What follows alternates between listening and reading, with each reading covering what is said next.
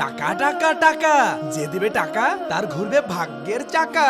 দাও টাকা দাও, টাকা দাও। এই নিন 500 টাকা। এই না আমারটা।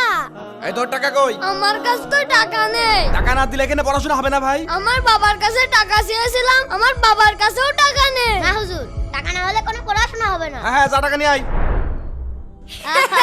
এই তোরা পড়। আলি পাতা সাজিম হুজুর এই যে টাকা। কি রে, একটু আগেও তো তোর কাছে কোনো টাকা ছিল না, হুট করে এতগুলো টাকা কোথায় পেলি? হুজুর আমি এখান থেকে গিয়ে, আরে টাকা, এখান থেকে টাকা মেরে নি। এই দাঁড়া এই দাঁড়া। কি?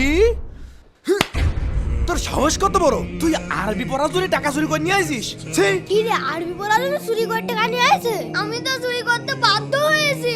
আপনিই তো বললেন এখানে টাকা ছাড়া পড়া যাবে না।